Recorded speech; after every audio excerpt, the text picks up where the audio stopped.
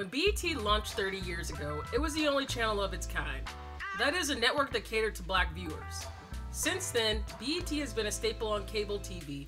Known for its memorable award shows and original programming like ComicView and Teen Summitt, and its shoddy production and less than positive portrayals of the black community, the channel has faced the ups and downs of controversy and success over the last 3 decades. At every turn, founder Robert Johnson has rebuffed critics, emphasizing that it's only a small group of elites who are ever unhappy with the programming. But with free content available across YouTube and an ever-expanding variety of TV apps available on demand, BET is steadily losing relevance among its usual audience. Whether BET will even be around in 10 years or resemble the channel it used to be in its heyday is a mystery. And that makes the question of what happened to the network even more worth examining. This is the rise and fall of BET. The idea for BET came to Robert Johnson, the channel's founder and longtime CEO, after he shared a cab with a stranger. Robert had told the other passenger in the taxi that he worked for the cable industry, and the elderly gentleman had remarked that he wished there was a channel just for senior citizens. Johnson liked the idea, but thought instead he could make the same concept and develop a channel just for African Americans. Johnson was born in 1946 in the small town of Hickory, Mississippi, as the 9th of 10 children. As a school teacher and a farmer, his parents moved the family to Freeport, Illinois when he was a child. Johnson decided to attend college one day when, while sitting in an all-white English class during high school, the teacher asked, "How many of you are going to college?" Johnson felt too embarrassed not to raise his hand when every other student did. Though he had good grades and was on his way to graduating with honors, Johnson thought that he would go to work after high school like each of his siblings before him and forego college. His teacher was persistent in requiring every kid who raised their hand to go see a guidance counselor about applying to school. Eventually, Johnson would decide to fill out an application at the University of Illinois, the same school a friend had gotten a basketball scholarship to. Johnson was accepted to the school, and as the first in his family to have a chance to go to college, pledged that he would always seize opportunities when he was in the right room with the right people at the right time. While in undergrad, Johnson considered getting a teaching degree and also thought about going into the Foreign Service to eventually become an ambassador. That led him to Princeton, where he studied international affairs. While in college, Johnson also joined the popular black fraternity Kappa Alpha Psi. One of the tenets of the fraternity teaches that high achievement should be the primary goal in college and throughout life for every Kappa man. Johnson got into the cable industry mostly by happenstance. After being in DC for a few years, Johnson ran into a lady at a party who convinced him to try his hand at being a cable TV lobbyist. After telling her he knew nothing about cable TV, the woman was insistent that Johnson pursue the career change, and he eventually applied and landed a job as the vice president of cable TV with the National Cable Television Association. By the time Johnson arrived at the NCTA in 1976, he had transformed from a man who had considered teaching to a capitalist focused on wealth accumulation. His primary job at NCTA focused on lobbying Congress to lift restrictions on cable networks like the newly founded HBO and the Movie Channel. As he made a name for himself in the industry, Johnson worked closely with cable network entrepreneurs and executives, learning the ins and outs of cable technology, marketing, budgeting, and programming. It's during this time that Johnson started to think of starting his own business. In the growing cable industry, executives were searching for original programming ideas to challenge the old broadcast networks. During this time, Johnson also saw that there was a neglected black audience waiting to be tapped into, that the black population in the United States was growing twice as fast as the white population, and that black people spent more time watching TV than their white counterparts. At the NCTA's 1979 convention, Johnson, still vice president, bumped into Bob Rosencrantz outside a men's room at the Las Vegas Hilton. Rosencrantz, president of United Artists Columbia Cablevision, owned some unused TV slots on one of his 3 cable TV channels. Johnson asked Rosencrantz for 2 hours of programming on one of the networks on Friday nights to feature black programming. Rosencrantz instantly loved the idea, wanting to use the programming to bring more cable subscribers to his channels. On August 8, 1979, Robert Johnson issued a press release announcing the creation of Black Entertainment Network, promising the network would launch the following January. Johnson quit his job and took out a $15,000 loan to cover initial operating costs for the network. BET initially broadcast for 2 hours a week on Friday nights as a block of programming on the Madison Square Garden Sports Network, which would later become the USA Network. In October 1984, BET became a 24-hour-a-day operation. In 1991, Johnson took the company public, making the network the first black-controlled company to be listed on the New York Stock Exchange. Still, building revenue for BET wasn't easy, despite the unique nature of the channel. BET lost money for its first 6 years, partly because it was receiving one of the lowest monthly subscriber fees in the cable industry. Networks are paid such fees by local cable franchises based on each network's ratings and potential for attracting new cable customers. BET was earning only 2 cents per subscriber, while major networks such as TNT, USA, and TBS were getting 15 to 20 cents. Johnson blamed BET's troubles partly on race, saying the industry undervalued black consumers, despite research showing that they watched at least 50% more television than whites, had hundreds of billions in disposable income, and tended to be particularly loyal to brand names of the advertisers who reached them. Ultimately, Johnson would make BET into the largest minority cable channel in the country, reaching 66 million US households. A major part of his formula: keep costs low and find inexpensive ways to provide programming. Rather than pursue lots of expensive original work, Johnson sought to focus on airing mostly already produced music videos and reruns of sitcoms. He did, it would be fair to say, get a warm reception from critics who accused him, among other things, of aiming too low. While Johnson sought to keep costs low, BET's programming has comprised a wide range of topics, including comedy, news and current affairs, and music videos. In 1998, BET launched the news program BET News with Ed Gordon as its anchor. Gordon later hosted other programs and specials on BET, such as Black Men Speak Out, The Aftermath, related to the 1992 Los Angeles riots, and a recurring interview show called Conversations with Ed Gordon. Gordon would go on to be one of the network's biggest anchors for many years. In 1996, BET began airing the news talk show BET Tonight, which debuted with Tavis Smiley as host. Some of BET's other original programming included Teen Summitt. Debuting in 1989, throughout the series, teens from different parts of the country discussed real-life topics in a talk show format. The show would also often feature performances from the hottest acts at the time like Tupac, Escape, The Fugees, and Destiny's Child. Teen Summitt was often revered for being content that black youth could tune into and see a reflection of themselves and the issues they were facing. Uncut. Uncut was a late-night music video show infamous for playing all the videos that were banned for daytime play. While the videos were lightly censored, the show was always the center of controversy as it aired some of the most sexually explicit videos put out by hip-hop artists. Uncut aired from 2000 to 2006. Video Soul.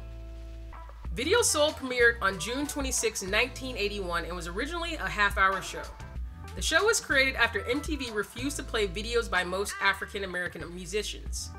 Virgil Hemphill was the original host of the series, dubbing himself as the Reverend Eldorado. After Hemphill left the series, Donnie Simpson became the show's most prominent VJ, although he joined the show a few years after it premiered. ComicView. ComicView was a comedy showcase hosted by a rotation of comics like Samore, Cedric the Entertainer, and Ricky Smiley. The show, which first aired in 1992 and lasted till 2008, put many future big-name comics on our radars before they were on network TV or the big screen. 106 & Park. Premiering in 2000 and originally hosted by then unknown AJ and Free, the Video Countdown show was broadcast Monday through Friday during its 14-year run and would be BET's highest-rated show while on air. The show was originally produced in Harlem, New York City, and the title of the show is derived from the original studio location at East 106th Street and Park Avenue. Over the years, BET would air over 3,000 episodes of the series and helped pave a path to stardom for a number of hip-hop and R&B stars who became regulars on the top 10 list. College Hill. College Hill was a true story of 10 kids picked... No, but for real. Each season of College Hill, BET plopped 10 students down in one house with cameras, filming each party and fight, as well as the happenings on campus. Produced from 2004 to 2009, the show featured seasons at Southern University, Langston University, Virginia State, and the University of the Virgin Islands, and focused on portraying students at historically black colleges and universities. Rip the Runway. Rip the Runway premiered in 2005 and was hosted by a different celebrity each year, including Nicki Minaj, Eva Pigford, and Boris Kojo. The annual fashion and music show celebrated the hottest designers along with hip-hop and R&B's most avant-garde artists. Sunday Best. Sunday Best is a singing competition featuring gospel music and is backed by some of the genre's biggest stars.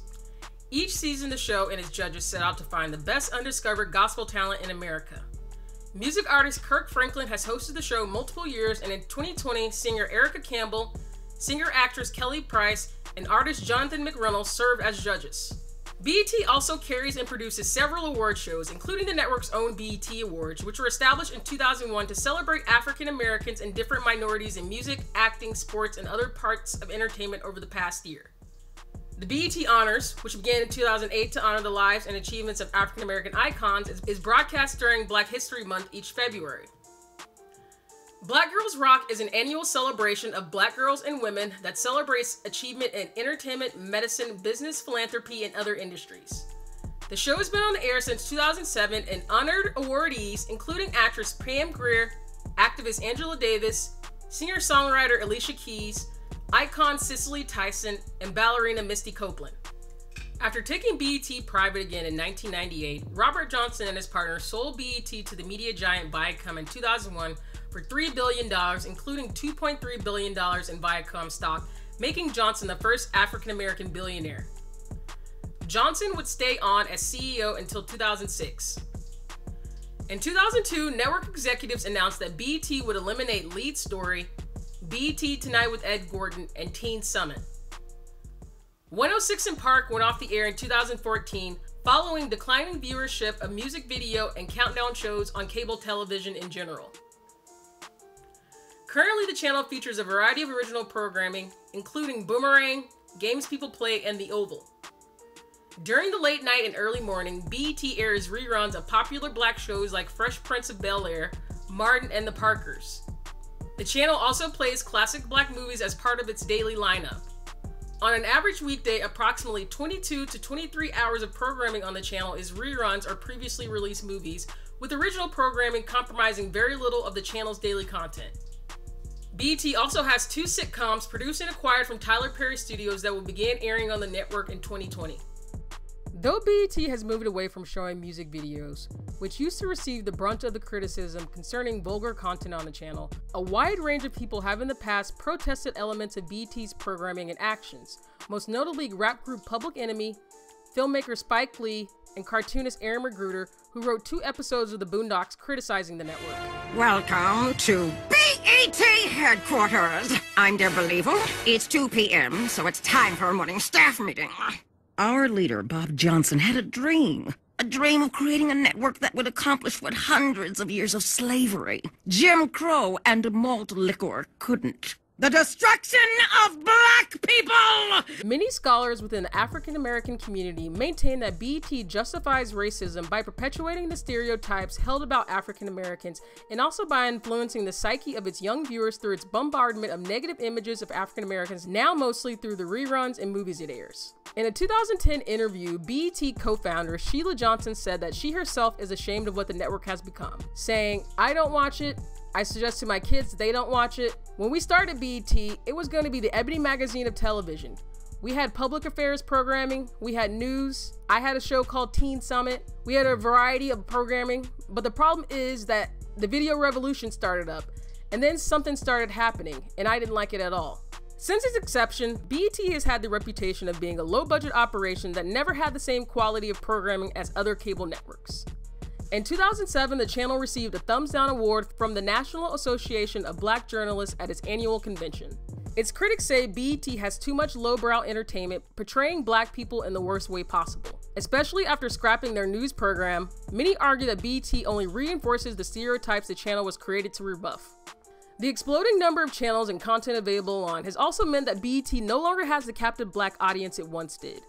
Services like YouTube, Netflix, and premium cable channels like HBO offer original programming catering to Black audiences and have inked major production deals with household names like the Obamas, Spike Lee, Ava DuVernay, and Kevin Hart. Netflix also has giant deals with Shonda Rhimes and Kenya Barris, arguably the best-known Black showrunners in the country.